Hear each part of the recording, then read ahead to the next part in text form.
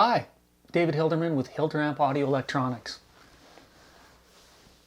The problem that I hear the most in live audio relates to the proximity effect of cardioid microphones. So what am I talking about here? Well, I'll give you an example. You go to a church and they put on a recording of a band from an album and everything sounds fantastic.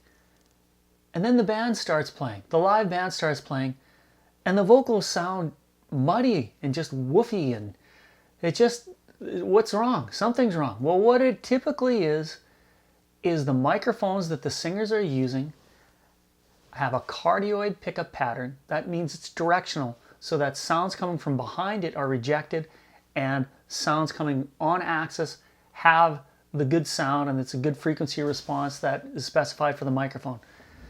So when you get close to a cardioid microphone, the frequency response really radically changes. Low frequencies are significantly boosted. This graph shows the effect of distance from a sound source on a cardioid microphone pattern. So at 100 hertz, there's 15 dB of low frequency response boost. That's significant.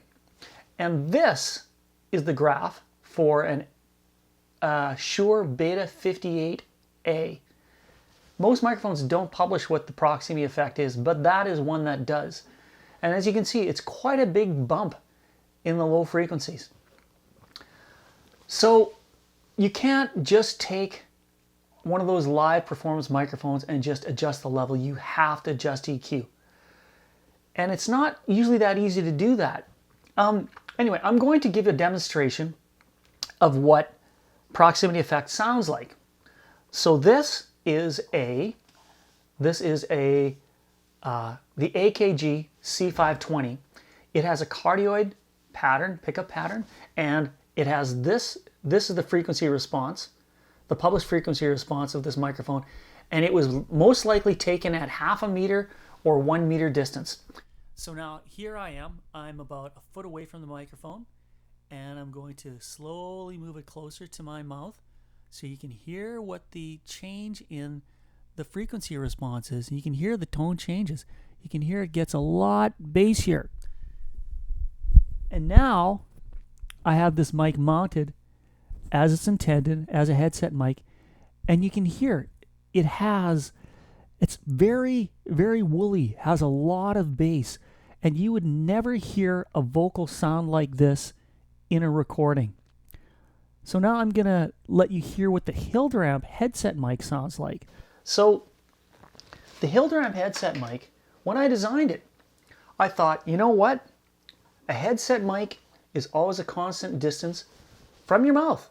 You're not moving it. It's not like a handheld mic where you're like far away or close. It's always a set distance. So here's the HilderAmp headset mic. And I'm talking to it about, I'm probably about a foot away, and I'm going to move it closer, and I'm going to just keep talking, slowly move it closer. As you know, it kind of started off pretty tinny sounding, but you're not going to use a headset mic like that. A headset mic is always going to be close to the sound source. So now this is what the HilderAmp headset mic sounds like on my head as a headset mic, and it's natural. The proximity effect is compensated for, and so you can, as a sound engineer, if you think that it sounds like it could have maybe a little more bass, maybe a little more treble, maybe just a little bit of sizzle to it, something like that, you can just adjust that. You can just add a couple of dB here and there. You're not having to sculpt out 10 or 15 dB of low frequencies. So that's the HilderAmp headset mic. And, even if you're not interested in a headset mic, I'm hoping that people that are doing sound in churches and in, any time that somebody's using a handheld mic, they'll know what that is. They'll know that if a person gets the mic really close, it's a lot of bass that needs to be cut to make that voice sound natural. So yeah, tell me what you think. Have you dealt with proximity, the proximity effect in microphones? Have you actually EQ'd for it?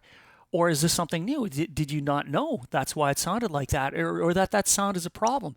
Because we hear that kind of a woofy sound so often. Anyway, let me know in the comments. Thanks.